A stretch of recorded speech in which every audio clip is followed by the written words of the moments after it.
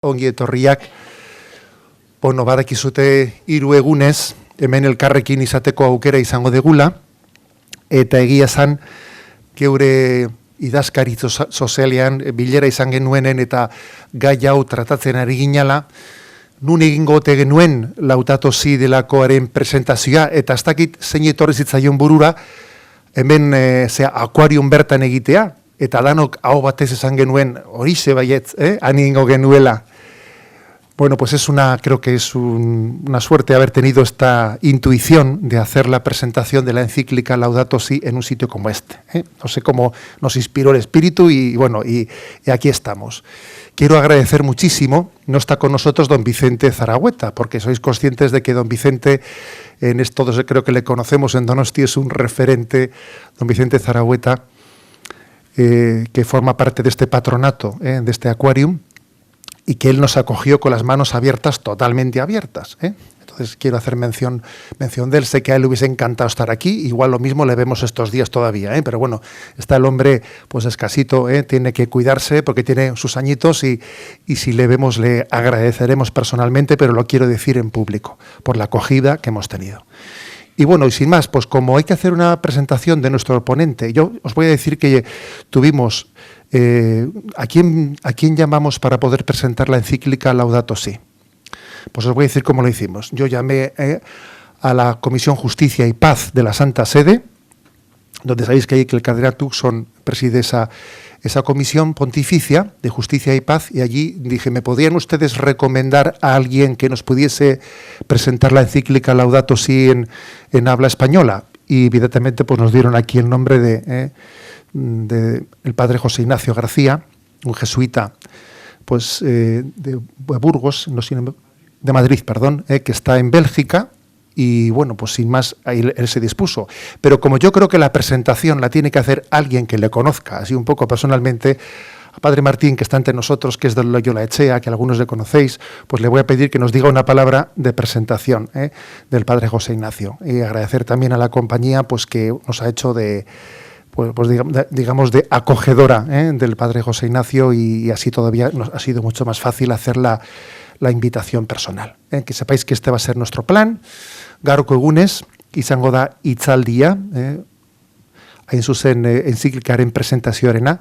Biharko egunez, otoitz eguna izango da, kontemplazio eguna, eta ostiralian ingo dugu mai bat hemen 3 pertsonen artean gai honi buruz hitz egingo dutela. Haremos en el día de hoy, vamos a hacer pues en la presentación de la encíclica, mañana haremos una contemplación orante y el viernes una pequeña mesa redonda con algunas personas que hemos elegido especialmente cercanas a este mundo de la ecología. No vamos a perder más tiempo porque el tiempo es oro y si no te importa, Martín, nos dices una palabrita sobre nuestro padre José Ignacio, que le agradecemos su llegada. Es que ricasco.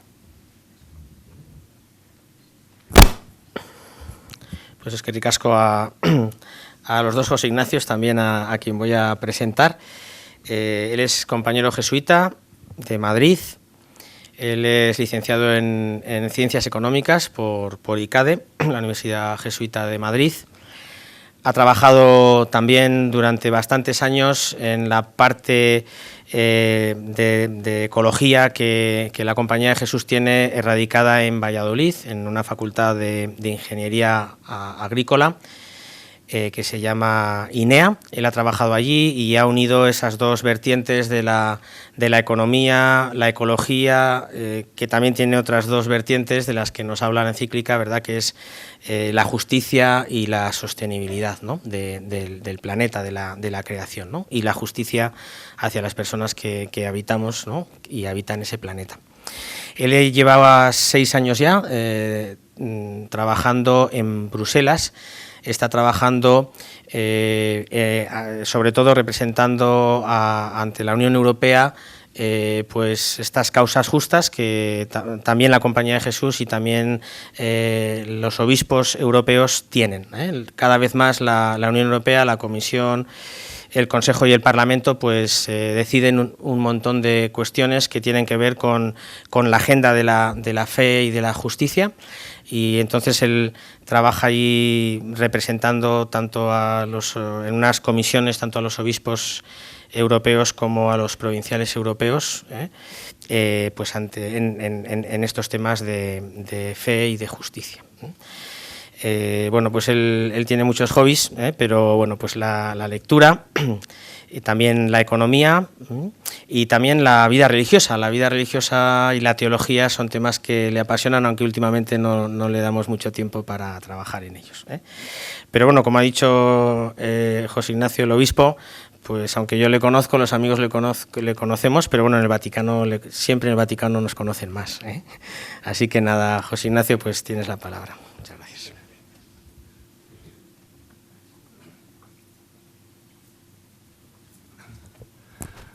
Buenas tardes, muchas gracias por invitarme. Esto de que el Vaticano te conoce empieza a ser un poco preocupante, ¿verdad? Bueno, ¿qué querrá decir todo esto? Bueno, nos conocen a veces por cosas que hacemos, porque nos piden a veces participar en grupos de trabajo, en comisiones, y así es como ha sido fruto de esta colaboración con el Consejo Pontificio de Justicia y Paz. Bueno, pues hemos participado en varios de sus grupos para distintos temas. Sobre todo uno de los temas que más trabajamos nosotros desde Bruselas está relacionado con recursos naturales, la explotación de los recursos naturales en África, que es un tema que toca mucho, pues, derechos humanos, medio ambiente. Bueno, pues estas cosas se van liando una cosa a otra, va llevando a otra, y así hemos llegado yo hoy hasta aquí. Dar muchas gracias también, bueno, porque se fían para hacer esta presentación, y también del marco. La verdad que me da un poco no querría estropear una perspectiva tan bonita, así que espero que las palabras pues no estropeen lo que de verdad es una contemplación tan hermosa. Yo creo que es una muy bella metáfora lo que vamos a hacer esta tarde aquí. Acercarnos a este texto del Magisterio de la Iglesia, a un texto que yo creo que quiere ser provocador, pero sobre todo motivador, a un texto que yo creo que quiere poner a la Iglesia un poquito diríamos en terminología de Fórmula 1, en parrilla de salida. Quieren ponernos como con ganas de lanzarnos y hacerlo en un contexto pues realmente bonito, ¿verdad? Porque de lo que vamos a hablar, aunque tiene muchos lados oscuros y tristes y feos, porque la acción humana pues tiene también esa capacidad, pero a la vez es una invitación a descubrir la belleza, y desde esa belleza descubrir al Creador, y en este descubrimiento sentirnos comprometidos con aquel que nos ha concedido este don, ¿verdad? Entonces yo creo que es una tarde pues para tomar conciencia, hacernos conscientes, y ojalá no para deprimirnos, que desde luego no es la intención del Papa, al contrario. Es un mensaje que está cargado de esperanza, aunque es verdad, hay que cruzar zonas que son un poquito pues, más oscuras y más difíciles, ¿no? Y por eso estamos aquí. El riesgo de cuando uno le dan un micrófono es alargarse mucho y complicar las cosas. Bueno, yo voy a intentar seguir un esquema. Voy a intentar leer algunos textos de la encíclica, pues porque me parece que, lo primero de todo, para mí el gran objetivo de esta tarde es animarles a leerlo, porque se lee muy fácil, de verdad. O sea, otras veces lo decimos así para quedar bien, pero esta vez es que se lee muy fácil, se sorprenderán. Que a veces nos parece que estos textos pues, son complicados, difíciles, y en cambio no. O sea, es un texto que se lee bien, es asequible, es un lenguaje... O sea, yo sé positivamente que el Papa hizo reescribirlo porque la primera versión que le dieron dijo que era demasiado complicada. Dijo, esto es muy difícil. Entonces lo devolvió y dijo, devuélvame una cosa que se pueda entender. Entonces estuvo ahí unos cuantos trabajando para hacerlo mucho más asequible. Entonces sería como el gran objetivo de esta tarde, animar a la lectura, lanzarse a ello. Ya verán que se puede leer todo seguido o también por partes. En este sentido es fácil. Y habla en un lenguaje que todos vamos a comprender fácilmente, ¿verdad? Hay una parte que es más técnica, es cierto, porque es verdad que el Papa utiliza la ciencia y se acerca a ella, lo cual ha sorprendido a muchos, Parece como que la Iglesia y la ciencia siempre tenemos que estar como a distancia o midiéndonos, ¿verdad? Mirándonos así un poquito a distancia, y sin embargo el Papa se acerca a la ciencia y la utiliza como la utilizamos pues cualquier persona inquieta, tratando de comprender las cosas, y hace uso de ella, ¿verdad? Y en este sentido, la parte también interesante es que muchos científicos hoy se ven sorprendidos por esto. Dicen, ¿por qué la Iglesia, ¿verdad?, se acerca a nosotros sin sospechas? Al contrario, confiadamente, dice, lo que ustedes hacen merece crédito y aceptamos lo que ustedes hacen, lo queremos conocer, se estudia y de ahí pues extraemos nuestras propias conclusiones. Luego, la encíclica es un gran ejercicio de diálogo. Esta encíclica dialoga con muchos actores simultáneamente a lo largo del texto. Se dirige, porque es ambicioso, pues a políticos, a dirigentes de gobiernos, se dirige a nosotros, a creyentes, miembros de comunidades cristianas, se dirige a ciudadanos ordinarios, ¿no?, personas buenas preocupadas por el bien, se dirige a autoridades locales, se dirige a personas escépticas, aquellos que esto del medio ambiente lo miran con recelo, pensando que no será a lo mejor pues una moda o no será un lujo de algunos. Entonces, el Papa trata de responder a las dudas y a las inquietudes de muchos. Por eso el texto se hace tan interesante. Y por eso hay mucha gente, desde fuera de la Iglesia, que se interesa por este texto.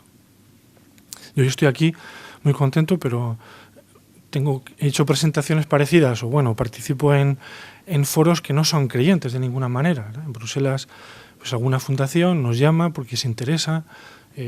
Dentro de una semana estaré en Florencia en otra cosa porque también se interesan. Bueno, yo creo que en este sentido como que el Papa también ha tocado un punto que hace vibrar muchas conciencias preocupadas por el futuro del mundo, pues yo creo que quieren responder. Entonces empezaría leyendo.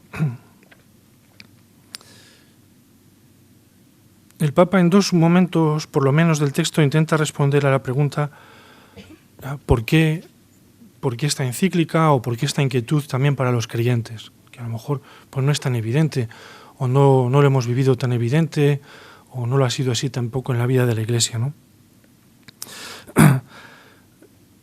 A lo mejor son citas un poquito largas, tienen que tener un poco de paciencia, pero también sirve para mostrar que no es difícil el texto, que se puede leer. Y entonces dice en el número 160, y sería un poquito, ¿verdad?, ¿por qué nos tiene que preocupar la cuestión ecológica y por qué el Papa se lanza a escribir esta encíclica? Dice, ¿qué tipo de mundo queremos dejar a quienes nos sucedan, a los niños que están creciendo? Esta pregunta no afecta solo al ambiente de manera aislada, porque no se puede plantear la cuestión de modo fragmentario. Cuando nos interrogamos por el mundo que queremos dejar, entendemos sobre todo su orientación general, su sentido, sus valores. Si no está latiendo esta pregunta de fondo, no creo que nuestras preocupaciones ecológicas puedan lograr efectos importantes. Pero si esta pregunta se plantea con valentía, es decir, ¿qué tipo de mundo queremos dejar?, nos lleva inexorablemente a otros cuestionamientos muy diversos. ¿Para qué pasamos por este mundo? ¿Para qué vinimos a esta vida? ¿Para qué trabajamos y luchamos? ¿Para qué nos necesita esta tierra? Por eso, ya no basta decir que debemos preocuparnos por las futuras generaciones. Se requiere advertir que lo que está en juego es nuestra propia dignidad. Somos nosotros los primeros interesados en dejar un planeta habitable para la humanidad que nos sucederá. Es un drama para nosotros mismos, porque esto pone en crisis el sentido del propio paso nuestro por esta tierra. Luego, para el Papa no es una pregunta externa, ¿verdad?, el mundo tiene un problema, sino que es una pregunta interna para cada uno de nosotros, que toca también el sentido nuestro de la vida, ¿no? ¿Qué expectativas tenemos en la vida? ¿Qué vamos buscando? ¿Qué sentido tiene nuestro paso por este mundo si no somos capaces de dejar por lo menos el mundo habitable para los que vengan detrás? Porque el riesgo, y lo ha ido tratando en las páginas anteriores, es que tal y como vamos viviendo, tal y como estamos instalados en nuestro estilo de vida, lo que está en riesgo no es solamente nuestro sentido de vida personal, que también, como él dice, sino el sentido, el futuro mismo del planeta, ¿verdad? Si seguimos viviendo como estamos viviendo, es muy difícil que haya posibilidades de vida para los que vengan detrás. Y esto no quiere ser dramatismo, ni película de ciencia ficción, ni que ahora ya pues nos pongamos a llorar, sino que es una pregunta de sentido, ¿verdad? Es decir, ¿tiene sentido vivir de una manera que va a dejar el futuro pues muy en peligro para los demás? Bueno, pues mirando este escenario, uno dice, me gustaría, ¿verdad?, que mis nietos, que los que vengan detrás de mí, puedan descubrir un mundo, por lo menos, como el que nosotros hemos conocido, sabiendo que muy probablemente muchas de estas especies no las van a conocer, ¿verdad?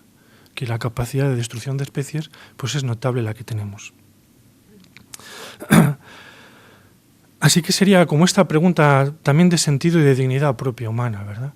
Esto no es un capricho, no quiere ser una moda, no es para quedar bien, ¿verdad?, como también pues a veces le han podido decir, sino que toca un poco nuestra propia dignidad, ¿verdad? Podemos sentirnos bien humanamente como seres humanos, sabiendo que lo que estamos dejando detrás va a ser inhabitable o muy difícilmente habitable. Es una pregunta para cómo vivimos nosotros ahora, qué expectativas tenemos. ¿Qué es lo que hace el Papa? El Papa, y sería, por así decirlo, la clave de lectura que yo creo que él tiene a la hora de plantearse este tema, él quiere tratar el tema de la pobreza, porque es lo que él tiene en el corazón, ¿verdad? Cuando escuchan al Papa Francisco hablar, a él lo que le mueve es el tema de la pobreza. Pero resulta que en este mundo nuestro, cuando tú quieres tocar el tema de la pobreza, te encuentras con algo que hasta ahora, hasta hace 20 años, no era tan evidente.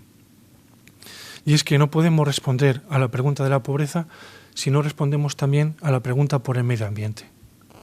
La sostenibilidad del planeta es lo que va a marcar también la posibilidad de que la vida sea vida digna, no solo para unos cuantos, sino para muchos y ojalá para todos. Entonces, este sería un poco como el camino que él hace. Él quiere acercarse a la pobreza, pero en este recorrido hacia tratar raíces de la pobreza en nuestro mundo hoy, se encuentra con los problemas, con las cuestiones medioambientales. Y él lo que va a decir, lo hablaré un poquito más tarde después, es que si no damos respuesta a los problemas medioambientales y sociales como uno, ¿verdad?, como solo un problema, va a ser muy difícil. Si solo queremos afrontar los problemas medioambientales como algo técnico, de especialistas, esto va a ser muy difícil que cambie, aunque tiene su complejidad técnica, desde luego, ¿verdad? Eso no empaña la solución, pero la solución va a pasar por todos nosotros. Y el tema de pobreza, pues en esto ya tenemos mucha experiencia, ¿verdad? Sabemos que la pobreza no se va a resolver por el Banco Mundial ni por el Fondo Monetario Internacional, no se va a resolver por la cooperación al desarrollo y tampoco se resuelve porque algunos países pues puedan crecer más, que es muy importante que crezcan, si no somos capaces de generar una solidaridad nueva. Porque lo que vamos descubriendo, y entramos ya un poquito en lo que el Papa las lanzaría como este ver, la realidad, si recuerdan este esquema tradicional del ver, juzgar, actuar, pues la encíclica se puede leer también así, una parte de ver. En esta mirada al mundo, lo que el Papa va a decir es, es decir, el modelo de crecimiento en el que estamos instalados tiene una contradicción interna. Para crecer necesitamos consumir recursos, generamos más polución, más contaminación, y esta dinámica inexorablemente llega a un fin, porque estamos tocando pues lo que en los años 70 se llamó límites y hoy pues también más modernamente le llaman fronteras, ¿verdad? Fronteras físicas que cuando las traspasamos la vida misma se pone en riesgo. Entonces dice el Papa, la foto la tenemos que hacer mucho más amplia, no podemos pensar que la pobreza es algo que se puede resolver en sí mismo, tiene un marco mayor que es este marco de la sostenibilidad. Entonces tenemos que mirar a causas mayores, más importantes o más amplias diríamos, en cuanto a su tamaño global, y o somos capaces de afrontar estos retos más globales o no podremos resolver tampoco los temas de pobreza que son muy concretos de la vida pues, ordinaria, cotidiana de la gente. Y este va a ser un poco el recorrido que va a hacer el Papa. En esta mirada de realidad, el Papa se va a focalizar en algunos de estos límites o zonas, ¿verdad?, que están más en riesgo. Yo les voy a citar un modelo que se utiliza mucho, que es el que se llama de las fronteras planetarias. Es un modelo que se ha elaborado, bueno, hay un centro en Estocolmo sobre todo que se dedica a ello, y lo que hace es, por así decirlo, tomar una fotografía del planeta y identifica 9 fronteras físicas que dice que si las pasamos, la vida sobre el planeta se va a hacer muy difícil, por no decir que imposible, o que la ponemos en riesgo. El Papa las va a ir recorriendo también. Él va a poner 4 titulares, no los 9, aunque él cita, porque él habla de las fronteras planetarias, luego hace eco también de este modelo. Yo les voy a ir enunciando un poco estos modelos. Ya les digo, la idea no es meter miedo esta tarde, pero sí tomar conciencia de dónde están los retos. Y él dirá, quiero decir, el modelo plantea, el primero es la capa de ozono. La capa de ozono, saben que esto es una capa que fue creciendo en la atmósfera, que hemos tenido suerte porque es uno de los pocos casos donde por una acción, ¿verdad? Primero, es una capa que hemos generado por emisión de gases, los famosos sprays. Hubo una convención que se comprometió a limitar la producción de estos gases y es de las pocas experiencias exitosas donde el acuerdo internacional ha sido capaz de limitar y a nivel planetario pues la capa de ozono se ha reducido, ¿verdad? Luego eso demuestra que cuando nos ponemos de acuerdo en algo y actuamos conjuntamente podemos impactar positivamente en el medio, ¿verdad? Que es otra de las complejas discusiones que están aquí detrás. El segundo tema muy importante es la pérdida de biodiversidad. En los últimos 50 años se pierden especies como no se ha perdido anteriormente nunca, ¿verdad? Saben que el catálogo de las especies no está acabado. Existen especies vegetales, animales, etcétera, que no se conocen, pero ese catálogo, estamos metidos en una espiral que en lugar de crecer, ser capaces de descubrir más, lo que vamos haciendo es borrando, ¿verdad? Pues hay especies que se atestigua que en los últimos X años no se ha vuelto a ver. Bueno, pues la van tachando del catálogo y las vamos dando por perdidas. Vamos perdiendo pues porque ocupamos más terreno, deforestamos, contaminamos, etcétera, y las especies van desapareciendo. Las especies no resisten estos cambios a los que sometemos al planeta y sencillamente van desapareciendo. Desde un punto de vista egoísta es muy arriesgado que muchos de los medicamentos, por no decir casi todos, que nos curan provienen de extractos vegetales que los utilizamos para curarnos. Saben que las empresas farmacéuticas tienen bancos donde van guardando plantas que no han usado nunca, pero que tal vez un día puedan hacer falta, ¿verdad?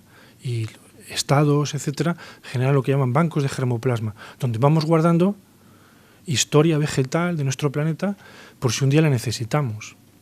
Hemos ido concentrando, nuestra alimentación hoy se ha reducido, ¿verdad? En unas 40 variedades es todo lo que comemos, ¿verdad? Antiguamente había muchas más variedades de tomate, ahora los tomates son todos de supermercado iguales, ¿no? Bueno, pues vamos concentrando nuestra alimentación también en unas pocas especies y unas pocas variedades que, en el fondo, desde el punto de vista biológico, es muy peligroso, porque vamos concentrando el riesgo, ¿no? Vamos poniendo el riesgo solamente en una poquita variedad. Si algo pasase, ¿verdad?, una epidemia, y no podemos controlar, podríamos perder pues el tomate que comemos, etcétera, etcétera. Bueno, esto para decir que a veces nuestra manera de actuar no es tan astuta, ¿verdad? Así como la naturaleza nos muestra una adaptación sorprendente, vean la cantidad, ¿verdad?, para vivir en el agua, de cuántas maneras diferentes se puede vivir, en cambio nosotros vamos viviendo todos pues del modelo Mercadona, Lidl, ¿verdad?, y vamos concentrando todos nuestros recursos. Lo que se llama la contaminación química y lo que se llama los nuevos entes contaminantes. La contaminación va ligada a nuestra manera de crecer. Nosotros producimos mucho, consumimos mucho y generamos una basura tremenda, ¿verdad? Es nuestra manera de vivir. Nosotros producimos, consumimos y vamos generando desechos. Estos desechos se van acumulando, la capacidad de reciclado y transformación pues es muy limitada y vamos acumulando. Y algunos de los productos que nosotros desechamos tienen muy difícil tratamiento. Los más difíciles de tratar, los nucleares. Estamos miles de años para que un producto nuclear pueda perder su capacidad. Esto hace que cuanto más productos de este tipo vamos generando, más riesgo vamos acumulando. Saben que vamos buscando vertederos. Los países del norte hemos descubierto la estrategia de trasladar esto. Habrán visto a lo mejor esos reportajes donde a lo mejor en Pakistán hay chicos que van desmontando pues barcos, ¿verdad? Los barcos viejos los trasladamos a estos países. Los electrónicos los mandamos, ¿verdad?, a Ghana, países africanos donde chicos pues se dedican a ir desmontando las piezas, a hacer un segundo mercado de segunda mano, de productos que nosotros hemos desechado. Es decir, vamos buscando todo esto, pero en el fondo lo que hacemos es trasladar el desecho, ¿verdad? Lo tenemos aquí, lo vamos moviendo, lo vamos circulando, pero no encontramos una solución verdaderamente efectiva para todo esto. Luego la contaminación va marcando otra frontera. Si vamos traspasando límites, ¿verdad?, por acumulación de contaminación, la vida se va a hacer muy complicada. Todo el efecto de cambio climático. El cambio climático es un fenómeno que hemos descubierto en los últimos 20 años, que en el fondo no es más que un acelerador a lo que ya padecemos. Todo esto ya está pasando, diríamos, habría 8 fronteras, la 9ª podría ser el cambio climático. No necesitamos el cambio climático ya para tener bastantes problemas. El cambio climático lo que hace es acelerar el proceso. El cambio climático básicamente es, la atmósfera es un fenómeno prodigioso, tiene la capacidad de protegernos de las radiaciones solares, si no, pues quiero decir, estaríamos congelados o chamuscados, ¿verdad? Y el efecto para que la vida en la Tierra pueda mantenerse es porque la atmósfera consigue mantener una temperatura que hace posible la vida, ¿no? Ningún otro planeta alrededor tiene esta característica. Acumulando gases, lo que se dice gases de efecto invernadero, lo que hacemos es, por así decirlo, poner una capa de plástico alrededor del planeta. Y si ustedes han entrado en un invernadero, lo que conseguimos en un invernadero es aumentar la temperatura. Con eso conseguimos que las plantas crezcan más deprisa. Esto es lo que estamos haciendo con el planeta. A fuerza de emitir CO2, y no solo CO2, vamos acumulando esta capa alrededor del planeta y va aumentando la temperatura dentro del planeta. Lo que nos dicen los expertos es que hay un crecimiento de la temperatura que sería fenómeno natural del planeta. La historia de la planeta Tierra está marcada por glaciaciones, etc. Luego hay un fenómeno, hay un movimiento natural. Hay un crecimiento que se explicaría por la acción humana. Y lo que dicen los climatólogos es que si queremos explicar lo que está pasando solo por la acción natural, no funciona. Si lo queremos explicar solo por la acción humana, tampoco. Pero cuando combinamos acción humana y natural, dicen los modelos, funcionan muy bien. Y cuando ves las gráficas, pues efectivamente, ¿verdad?, se mueve en una curva donde la acción humana está reforzando todo un fenómeno natural, pero lo está reforzando a una velocidad tremenda vinculada también a la industrialización. Son 100 años emitiendo gases cada vez más, ¿no? En Occidente, en India, en China, ¿verdad?, una industrialización enorme va acumulando gases. La ciencia nos dice, si somos capaces de que el planeta, la temperatura media, no pase 2 grados centígrados, lo que va a pasar dentro del planeta lo podemos tolerar. Habrá más sequías, ¿verdad? Todos los modelos pintan el Mediterráneo como una franja que se va a ir desertificando. Habrá más tempestades, más tifones. Bueno, han pasado cosas, ¿verdad? Hace casi 2 años en Nueva York, unas inundaciones tremendas, tifones en zonas tropicales, que lo que todo el mundo dice es siempre ha habido tifones, siempre ha habido tempestades, pero ahora se producen más deprisa y son más agresivas. Dicen, bueno, pues si la temperatura media se mantuviese en estos 2 grados, dicen, hasta ahí podríamos funcionar.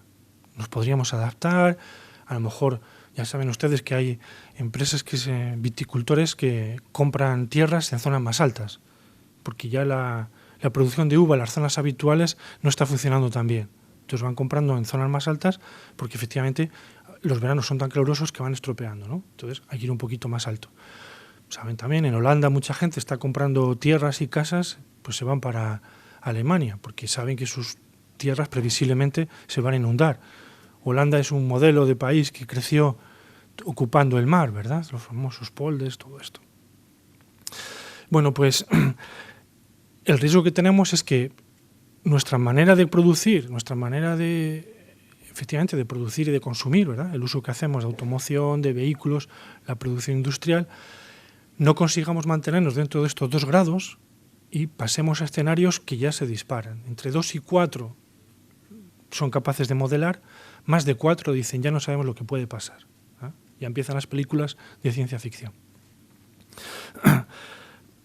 En la próxima cumbre del cambio climático, que tendrá lugar en París en las 2 primeras semanas de noviembre, lo que se va a discutir es precisamente el Acuerdo de Kioto, que era el acuerdo internacional para moderar las emisiones de gas. Kioto ha funcionado muy pobremente, vamos a ver si somos capaces de llegar a un acuerdo. El Papa Francisco ha sacado esta encíclica en junio porque él quería mostrar su apoyo a estas negociaciones. Él estuvo hace 2 semanas en Estados Unidos, estuvo en Naciones Unidas hablando de esto, ¿verdad? diciendo esto es muy importante. Y él quería sacar esta encíclica para que personas como nosotros estemos atentos y cuando lleguen las negociaciones de París y lo oigamos en la radio y la tele, sepamos de qué va, ¿verdad? Y sepamos que lo que ahí se puede decidir o no decidir es importante. Ahora mismo la cosa pinta un poco mal. Parece que no va a haber acuerdo otra vez. Ya hubo un fracaso enorme en Copenhague y otra vez están las cosas bastante complicadas. ¿Qué significaría esto? Bueno, aparte del fracaso de los políticos, pues significaría que somos incapaces de ponernos de acuerdo para limitar las emisiones de gas. Y esto pues sí puede ser grave, ¿no? ¿Cómo se puede limitar las emisiones de gas? Pues produciendo de otra manera, usando tecnología. Bueno, hay una serie de medidas, pero efectivamente cuestan dinero y hay que ponerse de acuerdo. Voy un poco rapidito. La acidificación de los océanos. El CO2 no se acumula solo en la atmósfera. El CO2 también se absorbe en los océanos. Bueno, los océanos cada vez son más ácidos y eso hace que la vida marina cada día esté más complicada. Luego, todo este proceso que pasa en la atmósfera también se replica a otra escala dentro de los océanos. Y la dificultad de la acidificación de los océanos es que es un fenómeno que se extiende igual que pasa en la atmósfera, que da lo mismo que la fábrica esté en China, esté en Europa o esté en Latinoamérica. El gas se pone en la atmósfera y nos afecta a todos. Bueno, pues lo que sucede en los océanos también nos va afectando a todos. Todo el tema del agua potable y los ciclos hidrológicos, el Papa es uno de los temas que toma también, muy importante, el acceso al agua es fundamental. Bueno, saben que hemos contaminado acuíferos, que vamos acabando con el agua, hacemos un consumo a veces exagerado, ¿verdad? Y se habla, ¿no?, que las guerras del siglo XXI serán guerras sobre el agua. Bueno, pues igual no declaradas, pero algo sí, ¿verdad? Algo así. El agua es un bien escaso, en nuestro caso se ha convertido en mercancía, ¿verdad? Bueno, pues se privatiza, ahora ya nos hemos acostumbrado a pagar por la botella del agua, ¿no? Todos compramos botellas de agua, tengo una aquí, a ver si la puedo usar. Es la manera habitual, ¿no? Ya no encuentras un grifo, todo este tipo de cosas. Bueno, pues un bien. Es decir, nos parecería horrible que nos cobrasen por el aire, ¿no? Es decir, que si tuviésemos que llevar bombonas y depender de una bombona cargada de oxígeno para respirar, nos parecería inadmisible, ¿no? El aire nos parece que es un bien de todos. Bueno, pues el agua, que sería un bien público, un bien de todos, pues está así sometido, ¿verdad?, a temas de mercado. Aquí hay un debate muy fuerte sobre la gestión privada, gestión pública, pero al final, poco a poco, lo que vamos derrapando es que lo convertimos en una mercancía, se le pone un precio, ¿verdad?, se hace accesible para unos, menos accesible para otros. Tuve la oportunidad de estar en Kenia, en Nairobi, a comienzos de septiembre, una reunión de jesuitas, y como proyecto estuvimos unos 40 jesuitas reunidos, y como un pequeño proyecto social que quisimos hacer fue, pues compramos un gran tanque de plástico y lo donamos a una escuela. La escuela la tenían que ver ustedes, quiero decir que era, bueno, pues un poquito más ancha que este pasillo, todo largo, cubierta de chapa, todas las aulas una detrás de otra, había unos 300 críos allí, toda la primaria, y no tenían agua corriente. Entonces, pues para limpiar, tenían una pequeña cocinita que cocinaban ahí un poco, todo esto tenían que ir los críos a cargar agua, a traer agua, ¿verdad?, perdiendo horas de clase. Bueno, pues el depósito, que para nosotros sería una cosa absurdez, pues es un cambio de vida para ellos, ¿no? Sí, la profesora, la directora estaba feliz, la mujer, allí hicieron una ceremonia con el depósito, yo un poco de vergüenza, la verdad, porque dices, esto es algo tan básico, que alguien tenga un grifo cerca. Bueno, pues así está la situación. Usos de la tierra, otra frontera que también muy complicada.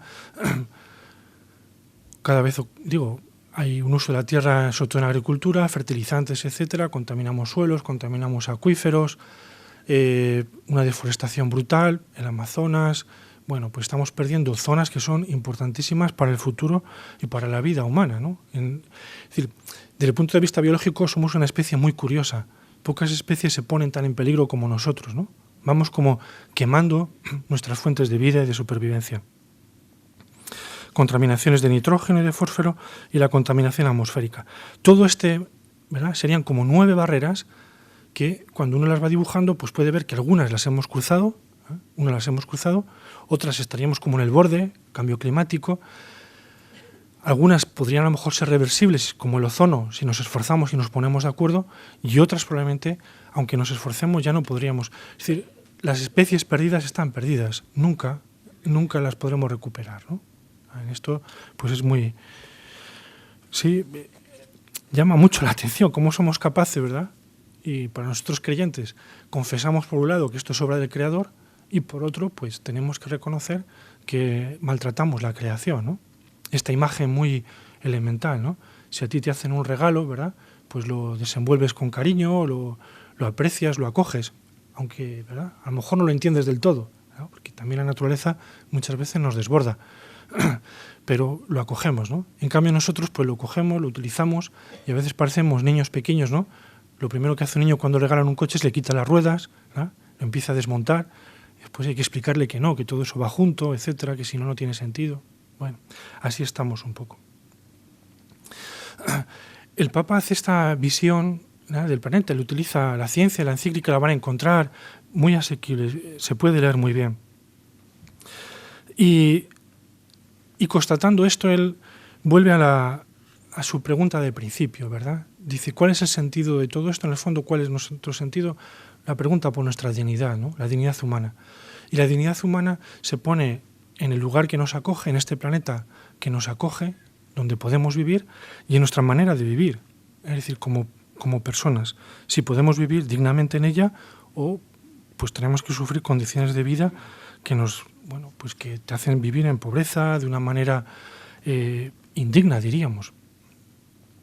Por eso el Papa dirá, hablando de lo que él llama esta ecología integral, ¿verdad? Él lo que dice, no podemos buscar una solución para el planeta sin que esta solución incorpore a las personas, ¿no? Que sería otra propuesta ecológica radical. Los que sobramos en este planeta somos los humanos. Si no estuviésemos nosotros, los animales estarían encantados, ¿verdad? Y los árboles y todo el mundo. Nosotros somos el problema.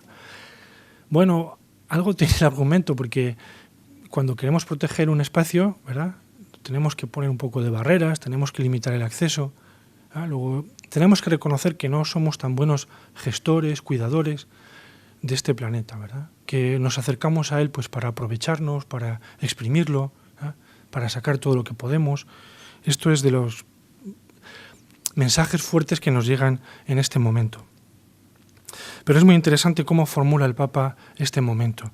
Y dirá, él está hablando, ¿verdad?, de las relaciones medio ambiente, ser humano. Dice, es fundamental buscar soluciones integrales que consideren las interacciones de los sistemas naturales entre sí y con los sistemas sociales. Él toma este principio muy radical de que todo está interconectado, ¿no? De que la vida, toda la vida está conectada, ¿no? La vida natural, ¿no?, la vida que está en torno a nosotros. Ustedes tienen la suerte de vivir aquí, ¿verdad? Salen a pasear, está el mar junto a ustedes. Toda la vida está interconectada. Y todos sentimos que algo nos une con todo, ¿verdad? Que no somos seres aislados. Y desde luego que no somos los mejores, ¿verdad? Es decir, que, bueno, todo nos conecta. Y dirá el Papa, no hay dos crisis separadas, una ambiental y otra social, sino una sola y compleja crisis socioambiental. Las líneas para la solución requieren una aproximación integral para combatir la pobreza, para devolver la dignidad a los excluidos y simultáneamente para cuidar la naturaleza. Y en esto el Papa se ha puesto muy en cabeza del pensamiento social y ecológico hoy, ¿verdad? El mundo ecologista durante muchos años ha mirado a la naturaleza como algo en sí.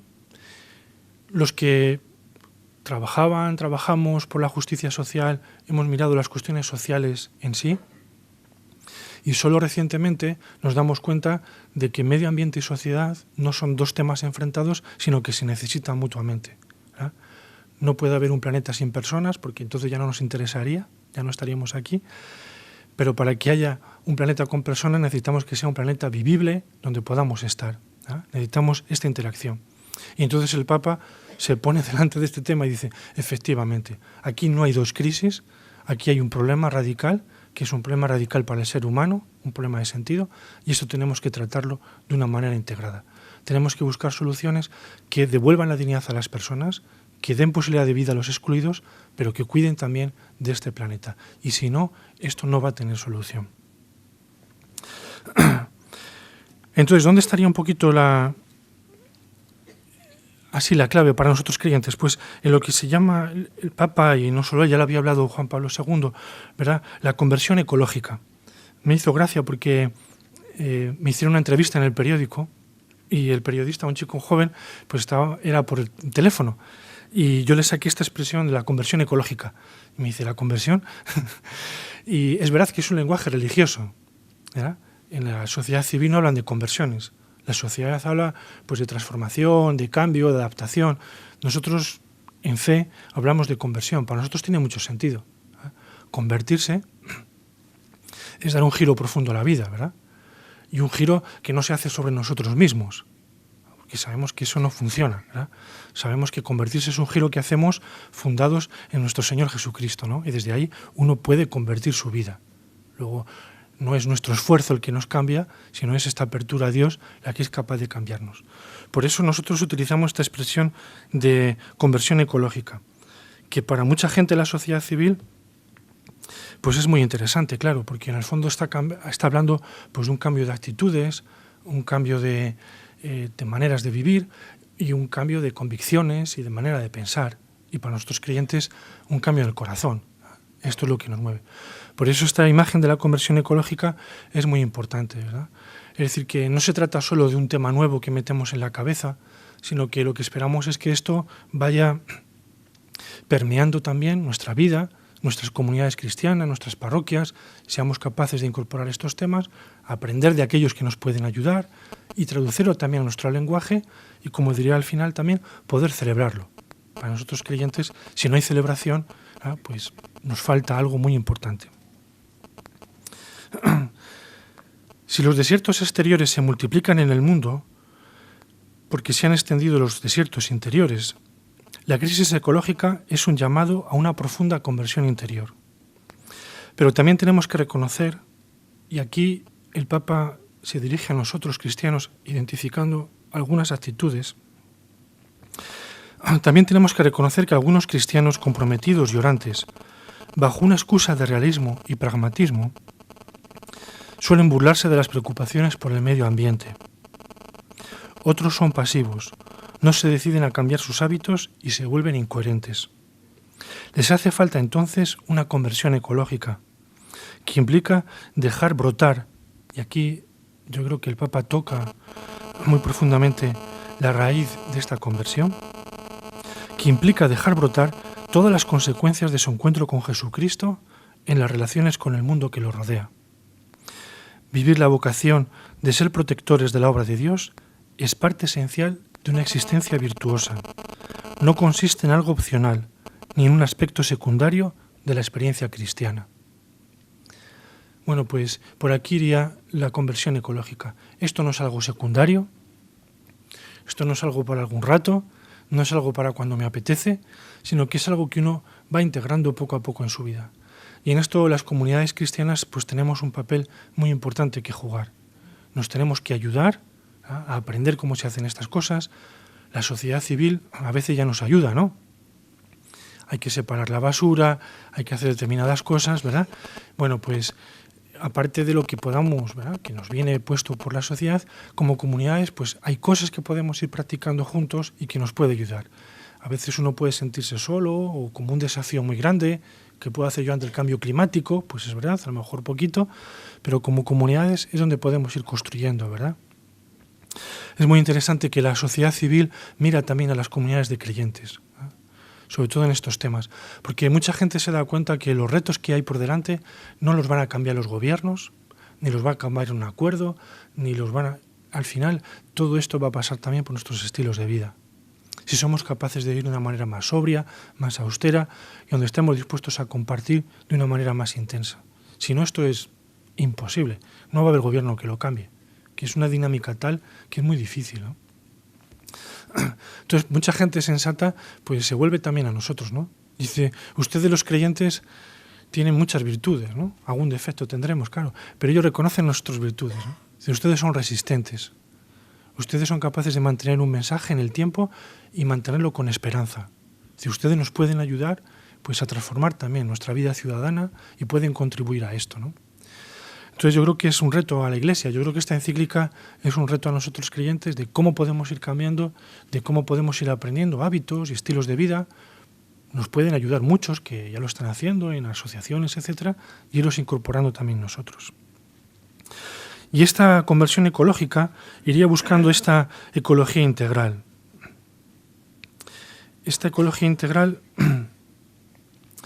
que tocaría algunos temas transversales. Los voy a enumerar así rapidito para no alargarme mucho, pero son como temas que en la encíclica van apareciendo varias veces. Por eso cuando uno la lee, a veces hay temas que dices, si esto ya he leído, pues efectivamente, porque lo han sacado varias veces a lo largo del texto. Y voy citando algunos de ellos.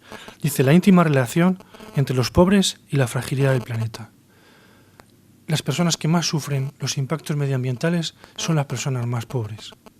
Las personas que respiran el aire más contaminado son las personas más pobres. Las personas que sufren el agua más contaminada son las personas más pobres. No tienen recursos para limpiar sus aguas, para limpiar el aire, etcétera, etcétera. Luego, pobreza y medio ambiente está íntimamente ligado. El ambiente más degradado, allí es donde viven las personas más pobres, ¿no? Y esto no solamente en los países del sur, que decimos. En Estados Unidos, en los años 80, se desarrolló todo lo que llaman la justicia medioambiental, porque constataron que cuando en alguna ciudad querían hacer un parque industrial o querían instalar fábricas, las ponían siempre junto a los barrios de las personas más pobres. Nunca se pone un centro de residuos en un barrio elegante, ¿no? Siempre buscaban un barrio de estos. Entonces, comunidades afroamericanas de Estados Unidos se reunieron y se dedicaron a hacer investigaciones para probar esto. Y efectivamente, cualquier instalación industrial nueva, cualquier etcétera, siempre se hacía cerca de los barrios más humildes. Desde entonces en Estados Unidos la Agencia de Medio Ambiente tiene unos protocolos que llaman de justicia medioambiental. Para cuando quieren hacer instalaciones de este tipo tienen que pasar un protocolo, ¿no? Con esto quiero decir que no solamente un tema de los países del sur, que también es, pero también nuestras propias sociedades. Y si no, fíjense, ¿verdad? Las zonas más degradadas medioambientalmente, ahí es donde se instala la gente más pobre muchas veces, que es donde se pueden colocar. La convicción de que el mundo todo está conectado, esta conectividad radical de la vida, ¿verdad?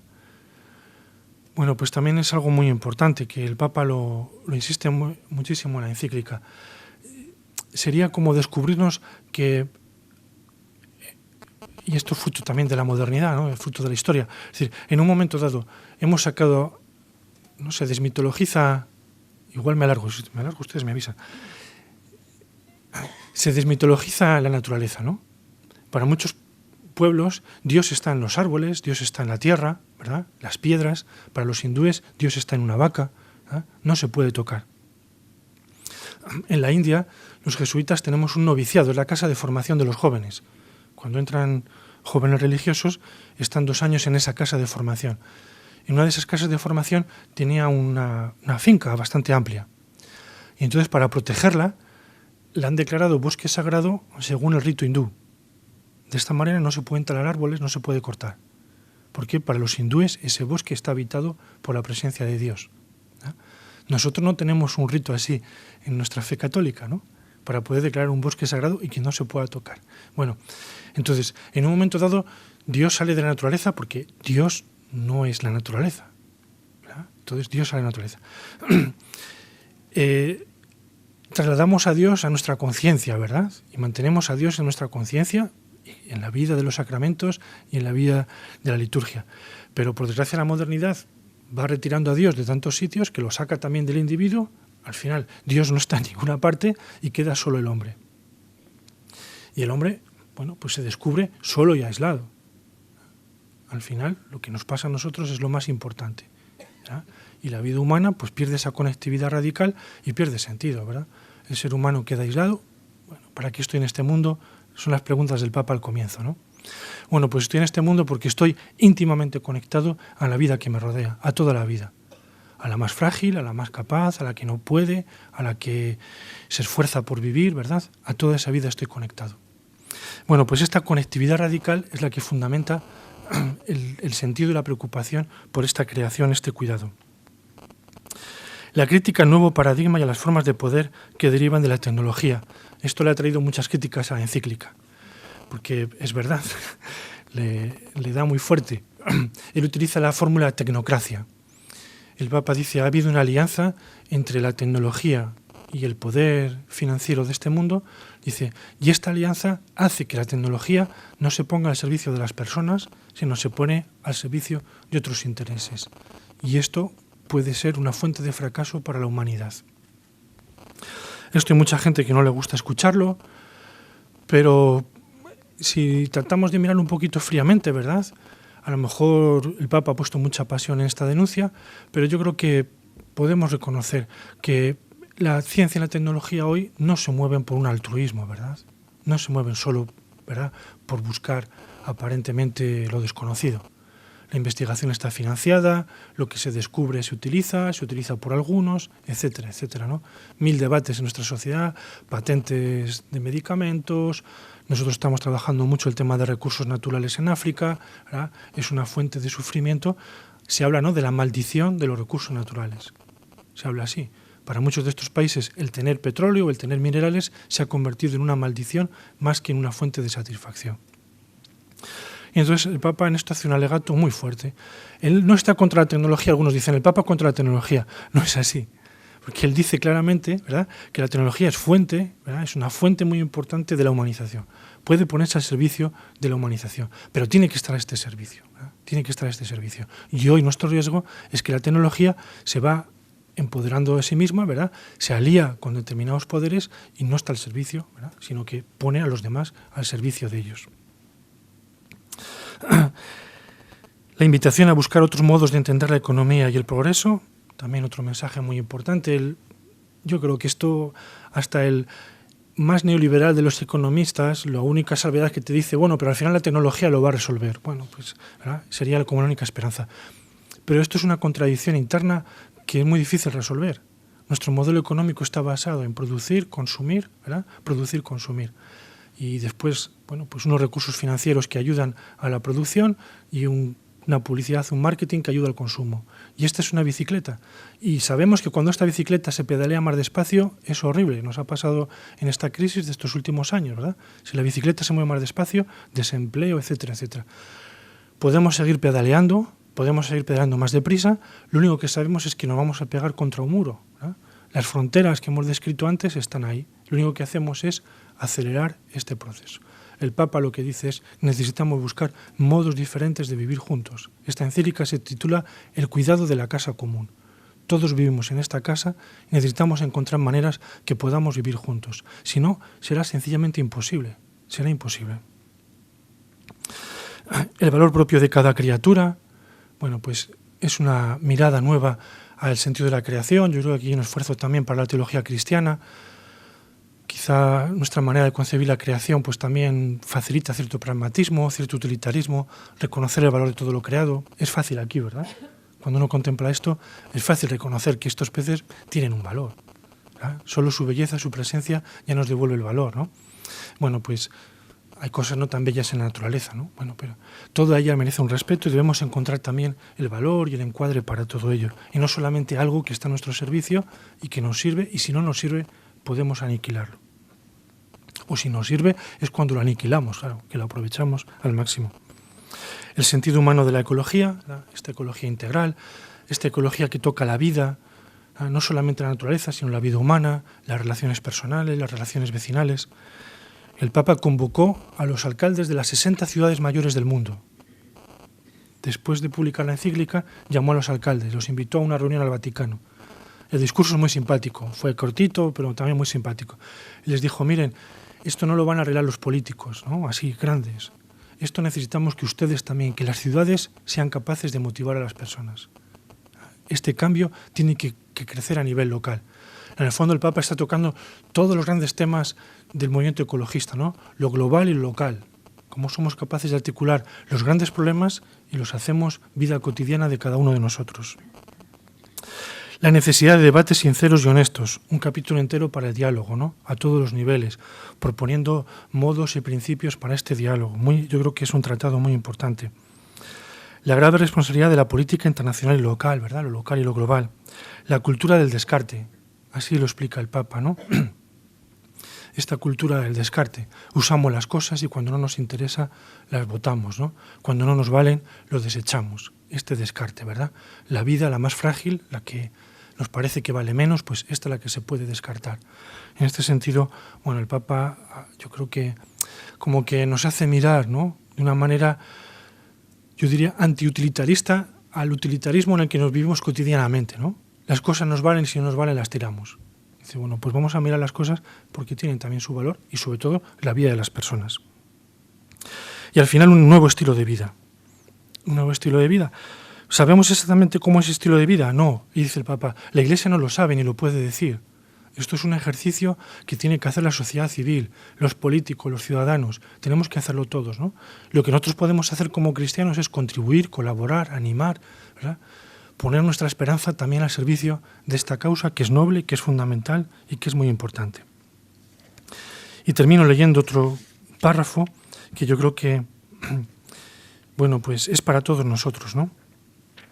Porque para nosotros creyentes esta conversión, que es un movimiento del corazón, que es una respuesta desde nuestra fe, sabemos que necesitamos construirla pues desde nuestra fe. Y nuestra fe se construye pues en la comunidad, en los sacramentos que celebramos y especialmente la Eucaristía. Y entonces leo el párrafo sobre la Eucaristía, que creo que resume hermosamente lo que el Papa desea y lo que me parece que como comunidad de creyentes, como Iglesia, podemos contribuir. En la Eucaristía, lo creado encuentra su mayor elevación. La gracia, que tiende a manifestarse de modo sensible, logra una expresión asombrosa cuando Dios mismo hecho hombre llega a hacerse comer por su criatura. El Señor, en el colmo del misterio de la Encarnación, quiso llegar a nuestra intimidad a través de un pedazo de materia. No desde arriba, sino desde adentro, para que en nuestro propio mundo pudiéramos encontrarlo a Él. En la Eucaristía ya está realizada la plenitud, y es el centro vital del universo, el foco desbordante de amor y de vida inagotable. Unido al Hijo encarnado, presente en la Eucaristía, todo el cosmos da gracias a Dios. En efecto, la Eucaristía es de por sí un acto de amor cósmico, sí, cósmico, porque también cuando se celebra sobre el pequeño altar de una iglesia en el campo, la Eucaristía se celebra en cierto sentido sobre el altar del mundo. La Eucaristía une el cielo y la tierra, abraza y penetra todo lo creado. El mundo que salió de las manos de Dios vuelve a Él en feliz y plena adoración.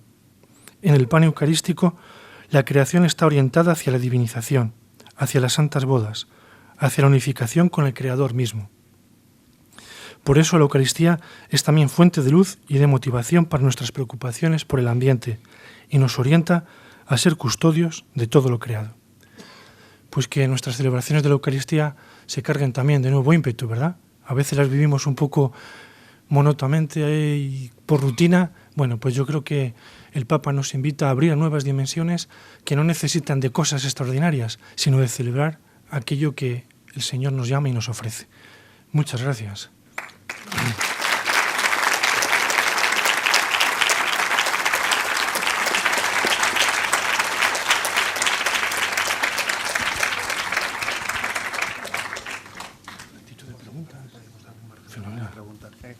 Digo, si alguno quisiese hacer alguna pregunta, pues disponemos de 10 minutillos. Muy bien. Empiecen con las fáciles y después vamos haciendo las difíciles. Sí. Me ha llamado la atención que apenas toca la contaminación acústica. Pues ahí me toca, tendría que mirarlo. No me atrevo, tendría que mirarlo. Yo creo que tenemos que hacer la búsqueda en el texto. No me extrañaría que aparezca. En cuanto a las fronteras planetarias, efectivamente no aparece ahí. Sería más en tipo de condiciones de vida, etcétera, ¿no? Las condiciones planetarias que yo definía son como los grandes retos físicos, ¿verdad?, que hacen la vida imposible. En principio el ruido la dificulta, pero no la haría imposible. La adaptación humana sería que seríamos todos más sordos, ¿no? Si al final vivimos en ese ambiente, es donde estaríamos puestos, sí. Pero tiene razón, forma parte de esta ecología humana. Aprovecho el tema, ya que lo que sí toca la encíclica, que es un tema muy serio, claro, es todo el tema de urbanismo. Es decir, nuestra sociedad se ha convertido en una sociedad urbana. Más de la mitad de la población del mundo vive en ciudades. Y la ciudad no es un modo tan natural de vivir. De hecho, es un modo bastante artificial de vivir.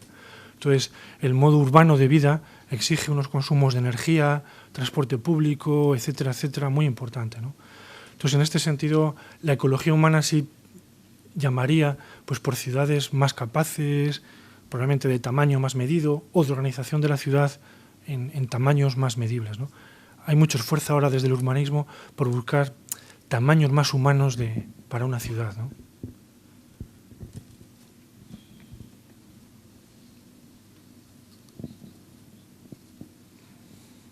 ¿Qué se puede hacer, por ejemplo, yo que vivo a caballo entre la ciudad y los pueblos? Hay muchos pueblos pues, a nivel de España que están prácticamente en ruinas, despoblados, y es una pena, pues porque usted ha dicho que eso también se vive de una forma más natural, pero ¿cómo hacer para que la gente también pueda volver a un pueblo, ¿no? Es decir, porque las condiciones de vida evidentemente son más duras, no hay trabajo, ¿qué hacer? Sí. Como dijo Martín al comienzo, yo estuve 10 años en una escuela de ingeniería agrícola, ¿no? Y el tema del desarrollo rural pues era el tema cotidiano. Yo creo que es un cierto desastre nacional, a mí me parece. Pero es verdad que ahora mismo en los discursos políticos pues el tema de desarrollo rural, como no genera muchos votos, pues tampoco motiva demasiado, ¿no? No sé, a mí hay cosas que me sugieren. Es decir, yo creo que habría personas dispuestas a vivir en nuestros pueblos, pero probablemente no las dejamos entrar, ¿no? Nos hemos inventado un sistema de fronteras eficaz que hace que, bueno, pues que muchas personas que felizmente podían estar viviendo en pueblos, pues no vayan a estar.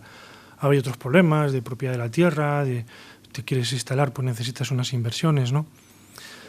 Yo no diría que hemos tirado la toalla en el tema del desarrollo rural, pero casi, ¿no?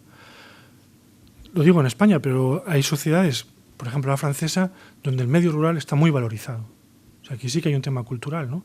Es decir, que cualquier político en Francia sabe que si quiere ganar elecciones, ¿verdad?, todos los candidatos van a las ferias agrícolas porque es decir, que es un país donde el medio rural está muy valorizado. Ser agricultor en Francia es una profesión respetada y valorizada socialmente, ¿no? Yo creo que ahí nos hemos equivocado, hemos lanzado el mensaje erróneo de que eres de segunda división, de que pues, el chico que no vale se queda en el campo y el listo va a estudiar. Yo creo que todo esto nos va pasando factura, ¿no?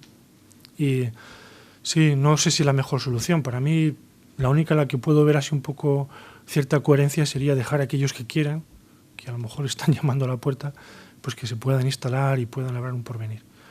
Yo creo que como civilización, el pensar que toda nuestra vida va a estar puesta en ciudades, creo que es un poco aberrante, ¿no? O sea, que el medio rural es un medio propio para la existencia humana, ¿no? Para relaciones humanas buenas, dignas, de calidad, etcétera. Con esta contradicción que tenemos, ¿no? Vivimos en las ciudades, mal vivimos aquí, nos pasamos el día corriendo, etcétera, etcétera, y después soñamos para hacer turismo rural, ¿no? Es como el gran ref. Vivimos en todas estas contradicciones, ¿no? Pero sí, claro, cuando uno mira a otros países, lo que también dices es que es posible, pero son temas de opciones, ¿no? A nadie le duelen prendas porque se inviertan miles de millones en infraestructuras en una ciudad. Pero si subvencionamos un puesto de salud en un pueblo, pues ya nos parece mal, ¿no? Que cojan el coche y vayan al médico a otro sitio. Bueno, yo creo que es un desafío más cultural que político, ¿no? Y después de quitar mucho complejo. Es decir, que no eres ciudadano de segunda por estar en el medio rural, al contrario, ¿no? Yo creo que hoy, para muchos de ellos, son casi héroes para estar ahí, ¿no? Sí. Uno siente envidia de los franceses, por ejemplo. Vamos, yo cuando estaba en estos temas sentía envidia de países como Francia, sí.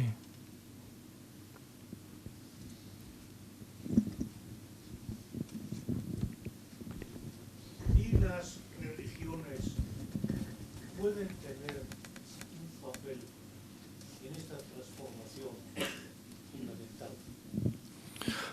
Pues lo deberían tener. Y a veces las cosas vienen...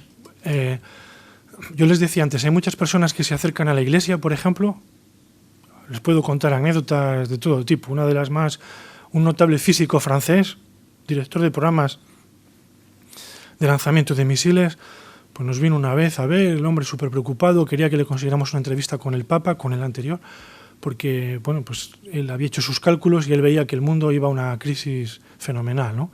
Bueno, entonces él decía, yo no soy creyente, pero creo que ustedes las iglesias son creíbles y ustedes, bueno, lo que quiero decir con esto es que hay una petición, yo creo que honesta y sana, de la sociedad civil, diría, a las comunidades religiosas, a las confesiones religiosas, para que ayudemos en este tema. Entonces, por ejemplo, les puedo comentar, Naciones Unidas convocó, un poquito antes de la cumbre que estuvo el Papa, unos encuentros con grupos de muchas religiones, precisamente para hablar cómo las religiones pueden apoyar. Naciones Unidas en el año 2000 propuso los objetivos del milenio, 2000 a 2015. Eran unos objetivos para cubrir escolarización, reducir pobreza, conseguir acceso al agua. En el 2015 se han acabado y ellos han lanzado ahora otros objetivos nuevos, más ambiciosos, más amplios. Entonces, convocaban a las religiones para que, si podían contribuir para estos objetivos, ¿no? Entonces, yo creo que hay un reto muy importante y hay una pregunta fuerte como usted hace. ¿Están las iglesias no solo, están las religiones dispuestas a contribuir a esto? ¿Queremos? Yo creo que en gran medida sí. Necesitamos aprender a hacerlo, cómo articularlo. No todas las religiones tienen discursos como los cristianos, bueno, pero yo creo que en este sentido sí hay un deseo. Y por otro lado, me parece difícil que, si el cambio que estamos buscando es tan radical en el mundo, se pueda pensar un cambio así sin que las religiones estén presentes. Esto es lo que los líderes políticos van viendo, ¿no? O las personas que están trabajando en estos temas de desarrollo. Ellos ven que o las religiones estamos implicadas, o si no es muy difícil, ¿no? Así, esquemáticamente, ¿podría decirnos la razón por la que esta encíclica ha tenido tantas críticas? Críticas en el sentido, incluso en el campo católico también, porque el liberal católico pues no ha entendido muy bien, me parece a mí, no ha entendido muy bien el por qué el Papa se tiene que meter en estos líos, ¿no? Dice, ¿para qué se mete en el tema ecológico? Quiere decir, es verdad que el Papa tiene una idea fundamental de este tema como algo verdaderamente nuclear, porque es que si no, no se hubiera metido en estos berenjenales, ¿no? Sí, es decir, yo creo que uno puede decir, si no lo hace, nadie se lo va a reivindicar, ¿no? Diríamos. Es posible. Pero bueno, yo creo que él también, quiero decir, él tiene un rol también en la Iglesia, ¿no? Es decir, que él lee también las preocupaciones de las personas y el papel que la Iglesia puede jugar. Y yo creo que él ha querido poner, por así decirlo, su prestigio personal y el de la Iglesia en un tema que es crítico y es importante, ¿no? Y yo creo que él hace una lectura creyente de toda esta realidad. Esta encíclica es una encíclica del magisterio de la Iglesia. Esto nos explica un poco mejor qué es nuestra fe también. Entonces, yo creo que ha habido críticas, pero también sinceramente, yo creo que las críticas se han ido moderando mucho. Por ejemplo, muchas críticas vienen en un momento dado de Estados Unidos, porque sienten que esta encíclica cuestiona el modo americano, ¿no? Para ellos, el mundo se arregla creciendo más, y la tecnología lo va a resolver todo. Entonces, poner en cuestión eso, pues les parece que cuestiona su modelo, ¿no? Y dicen, bueno, pues este Papa nos critica, cuando nosotros pensamos que este modelo genera libertad, etcétera, ¿no? Bueno, yo creo que con la visita que hizo a Estados Unidos, cómo habló, ¿no? Reconociendo que la libertad juega un papel fundamental en la vida de los pueblos y en la vida de Estados Unidos, pero que no hay libertad si no hay dignidad de las personas, ¿no? Entonces, yo creo que todo esto ha ayudado mucho, ¿no? Entonces, bueno, no sé, las críticas tienen su momento, yo creo que se van pasando. Yo creo que, en mi opinión, ha pasado el tiempo de la novedad. Yo creo que ahora es el tiempo de lo que estamos haciendo aquí, ¿no? Del trabajo de las comunidades, del trabajo como iglesia, y esto va a llevar tiempo. O sea, sabemos que las cosas en la iglesia se van moviendo despacio, pero también sabemos que somos capaces de hacerlo y somos capaces de integrarlo, ¿no? Y entonces, pues bueno, esto es cuestión de tiempo.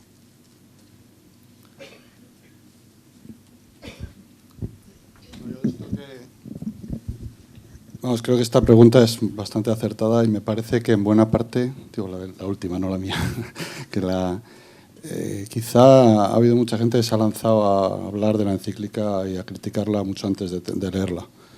Por otra parte, me parece que los medios de comunicación y de algún modo también la sesión que hemos tenido, que a mí me ha parecido muy buena, pero se centra mucho en los problemas técnicos y en todo lo que el Papa ha hecho y la ciencia, la fe, todas las fronteras, pero se obvian casi 2 o 3 capítulos bastante potentes, todo el Evangelio de la creación, la aportación de la tradición judio-cristiana a todo esto, cosa que es muy... Ya cuando lo lees ves que a lo mejor hay también otras cosas.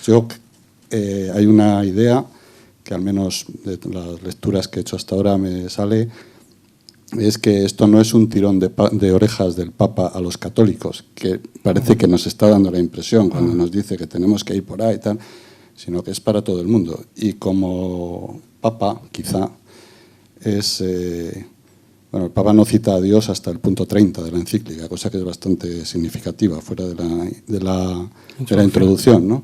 Significativa como para decir, vamos a unir a la gente, vamos a unir a todos, vamos a ponernos de acuerdo en qué está pasando. Pero de algún modo lo que yo pienso es, bueno, el Papa es Papa católico. Pensamos en nuestra fe en un Dios creador, un Dios redentor y un Dios santificador. O aceptamos en el mundo un Dios creador o no tiene ningún sentido la redención. Entonces me parece que es muy importante también empezar por el principio para ponernos de acuerdo. Y creo que esto es un punto que de algún modo, yo, como respuesta a esta otra pregunta que han hecho. Yo creo que he dicho de pasada que yo creo que se abre una oportunidad para la teología cristiana de repensar y trabajar todo el tema de la creación, ¿no? Que quizá ha sido un tratado que hemos dejado muy instalado, muy cerrado y sin a lo mejor ser capaces de leer las consecuencias que se han extraído de ese tratado, ¿no? Que han sido consecuencias pues, muy pragmáticas, muy utilitaristas. El Papa utiliza muchas decenas de veces, por ejemplo, es uno de los debates, ¿no? Esta idea del guardián, ¿no? ¿Verdad? El ser humano como guardián de este jardín del Edén, o el cuidado. El Papa utiliza solamente, me parece, 2 veces la imagen de guardián en toda la encíclica y decenas de veces la imagen de cuidado, ¿verdad? Que yo creo que para la teología de la creación sería como una dimensión también muy interesante, ¿verdad? Toda esta imagen del cuidado yo creo que mucho más potente para un compromiso cristiano que algo meramente, ¿verdad?, hecho sobre el cual nosotros intervenimos y actuamos. Entonces yo creo que ahí se abren nuevas perspectivas. Yo creo que el Papa lanza esta encíclica para todos, es cierto, pero también para nosotros. Entonces mi insistencia en que es para nosotros no es porque sea un tirón de orejas, sino porque nos pone un reto y por eso me parece importante. Entonces, igual que yo entiendo que un no creyente puede decir, a mí me da lo mismo que el Papa, ¿verdad?, declare que es para todos, porque yo no soy creyente, no tengo por qué leerle, pero es verdad que muchos no creyentes la han leído con gusto y muy interesados. Yo creo que también nosotros como creyentes podemos tener el riesgo de decir, no, esto lo hice para todo el mundo, luego, ¿verdad?, pues si es para todos es para nadie. Y yo creo que en este sentido, un poquito también la existencia de la tarde era, esto es para todos. Yo creo que el Papa en esto, yo lo veo así, él se moja, ¿verdad?, porque yo creo que efectivamente él ha asumido un riesgo poniéndose ante este tema. En Estados Unidos hay situaciones graciosas, por no decir ridículas, ¿no? Los candidatos a presidente, cuando le preguntan por el cambio climático, dicen, no, yo no opino porque yo no soy científico. Bueno, pero, ¿verdad?, no hace falta ser científico para que usted tenga una opinión sobre esto, ¿verdad? Le parece que sí, que no, que la acción humana interviene o no interviene, ¿no? Entonces, yo creo que el Papa en este sentido pues se pone delante, él dice, ¿no?, aquellos que lo toman pues a broma y etcétera, ¿no? Entonces, yo creo que no es un tirón de orejas, si se lee así, yo creo que no. Es como un reto, ¿no? Es decir, esto es muy importante, lo que nos estamos jugando es de sentido, como creyentes, como seres humanos, y ahí tenemos que estar. Y que la respuesta que vayamos a dar va a decir también un poco nuestra capacidad como creyentes, ¿verdad?, y como humanos de respuesta, ¿no? Si los políticos son incapaces de llegar a un acuerdo, ya están dando un nivel. Pero si nosotros tampoco somos capaces de movilizarnos, también está dando un poco señal, ¿no?, de dónde estamos. Yo pienso también que... Estoy aquí. Ah, perdona. No que no solo ha sido un reto, sino un impulso, porque teniendo en cuenta la última reunión que hubo del protocolo de Kioto, pues las negociaciones se alargaron muchísimo, terminó por ser la típica reunión aburrida en la que no se llegaba casi ni a acuerdos, ni a porcentajes de emisiones, ni nada. Entonces yo creo que ahí el Papa está jugando un papel importante en el sentido de impulsar, ¿no? Un poco, o dinamizar un poco esa reunión que hasta hace poco pues se había quedado un poco incluso obsoleta o ambigua, ¿no? Había caído la ambigüedad. Y luego comentar eso, que estaba de acuerdo con el señor que ha hablado antes, de verlo en el plano positivo, no tanto ver las críticas como el impulso que está produciendo, ¿no? Y por otro lado, si va a haber representación en la reunión del protocolo de Kioto, si va a haber representación eclesiástica. Sí, la Iglesia, el Vaticano está siempre representado ahí. El nuncio ante Naciones Unidas, él siempre participa. Yo no sé qué pasará esta vez en París. Como saben, en Copenhague fueron todos los jefes de Estado y fue un fracaso. Entonces no sé si esta vez van a querer ir porque igual no quieren salir en esa foto, ¿no? Entonces, para no tener líos, igual si hay un acuerdo, pues igual se presentan todos los 3 últimos días y todos quieren salir. Pero yo creo que el Papa no quiere ir él personalmente. Vamos, nadie ha dicho que él quiera ir o que él piense ir.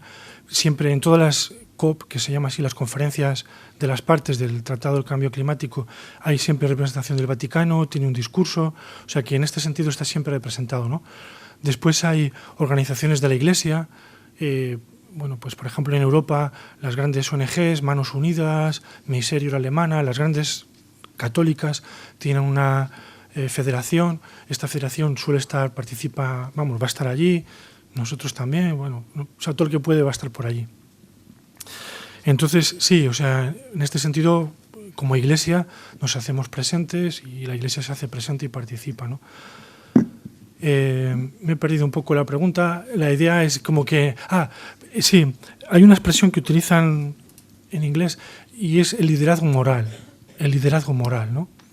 Y hoy en día mucha gente reconoce que de las pocas personas que tienen liderazgo moral en este mundo, hoy es el Papa. Esto es un riesgo porque pues si él falla, fallamos todos. Pero es muy interesante, ¿no?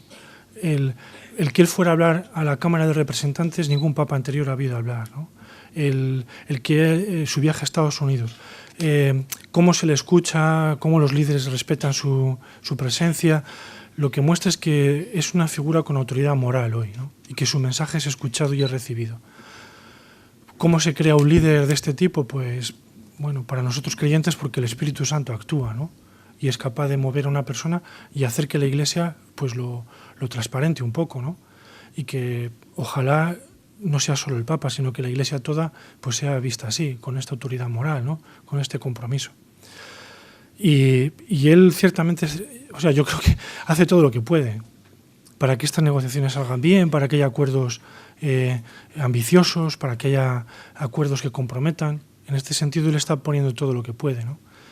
Me preguntaban, bueno, ¿y si se fracasa? Pues bueno, también será su fracaso, pero será nuestro fracaso. En este sentido, si no sale algo en esa conferencia, no es para que nos alegremos nadie, ¿no? Yo creo que será un fracaso de todos.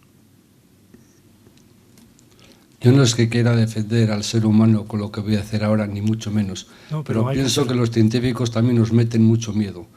He tenido en la cabeza la capa de ozono durante muchos años. Parecía que iba a ser el fin del mundo. Yo no sé si es cierto que esos famosos aerosoles, evitándoles un producto, han causado, vamos a llamarle, el milagro. Hace años que no se habla de la capa de ozono.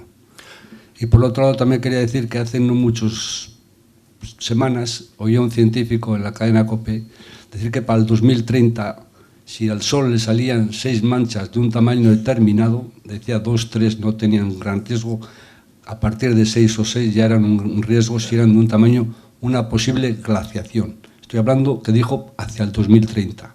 Yo pienso que la naturaleza tiene sus ciclos, por mucho daño que le queramos hacer, que se lo hacemos, se recupera. Vamos a hablar de millones de años, no había seres humanos en el mundo, ni hace miles y miles de años tampoco. Ha tenido sus procesos, sus volcanes, su formación de continentes, etcétera, etcétera, etcétera. Ya me entiendes lo que te quiero decir. Sí. O sea, somos malos, de acuerdo, no hacemos bien, de acuerdo, pero tampoco nos tenemos que... El ejemplo es bueno porque el tema del ozono lo que ha demostrado es que cuando nos ponemos de acuerdo podemos revertir la situación. Después hay cosas que ya no se van a revertir. ¿verdad? Es como el petróleo que se ha gastado ya no se va a renovar. Y hay cosas que no son renovables. Y hay cosas que a lo mejor podían ser renovables, pero cuando las hemos esquilmado ya no se pueden renovar, ¿no?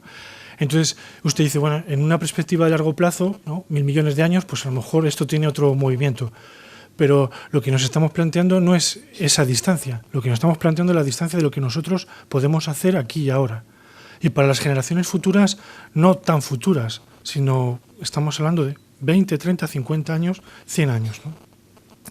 Entonces, uno puede decir, yo estoy bien, ¿verdad? Yo estoy bien. En mi vida, pues probablemente no me voy a enterar de nada de todo esto. Ya no puedo asegurar que verán mis hijos, desde luego no sé qué es lo que verán mis nietos, y ya mucho más ya no puedo opinar. Otra manera de verlo es decirlo, lo que sí sabemos es que mucho de lo que estamos haciendo está acelerando procesos que no tenían o por qué pasar o pasar tan deprisa. Y es esa zona de responsabilidad moral la que tenemos que atajar, ¿no? Es decir, que hay cosas que van a pasar, de acuerdo, tendrán su velocidad, pero hay cosas que no pasarían y hay cosas que no pasarían tan deprisa. Entonces, esa es la zona de responsabilidad moral a la que estamos llamados a intervenir, ¿no? Entonces, no se nos pide arreglar todo, no somos Dios, pero aquello que nosotros sí estamos interviniendo, a eso sí estamos llamados a revertirlo, ¿no? También como creyentes, o especialmente como creyentes. Bueno, es que ricasco. Creo que ha sido muy interesante nuestro encuentro. También el tercer día tendremos ocasión de hacer aquí también un pequeño coloquio en la mesa que tengamos. Un tema que antes no he comentado, y es que la diócesis pues, se ha hecho el esfuerzo de, lo quiero también decir y agradecer públicamente, de traducir Laudato Si al euskera. Jesús María Arrieta, el párroco de Tolosa, Unai Manterola, el párroco de Orio, y Eustacio Chezarreta, uno de los encargados de liturgia. Entre los tres este verano han hecho el esfuerzo de traducir Laudato Si, y está allí en IDAT, ¿no? a nuestra disposición. Obviamente en castellano pues es muy sencillo, porque en internet lo buscáis con mucha facilidad, aparte de que también en IDAT hay muchas versiones de muchas editoriales a la venta, pero quiero subrayar esa porque ha supuesto un esfuerzo grande y también lo hemos publicado dentro de la diócesis. No sé si la Santa Sede habrá allí un elenco de todos los idiomas traducidos, pero diles que también está en euskera, les dices. Bueno, pues mañana, si Dios quiere, a las 7:30 tendremos esa segunda sesión, que será una sesión también orante y contemplativa. Se le hemos encargado a las hermanas de María Estela Matutina de Vergara, que estarán entre nosotros. También está aquí María Cruz Vascones, que sepáis que ahí fuera están colocados. Mañana, si Dios quiere, un momentito nos lo explica ella. Ahí fuera están colocados algunos esmaltes de ella. Algunos de ellos son del Cántico de las Criaturas, unos pocos, porque son bastantes, ¿no? Y pues no podíamos aquí poner todos, y algunos de los esmaltes de ahí fuera son pues la representación del Cántico de las Criaturas hecho por ella.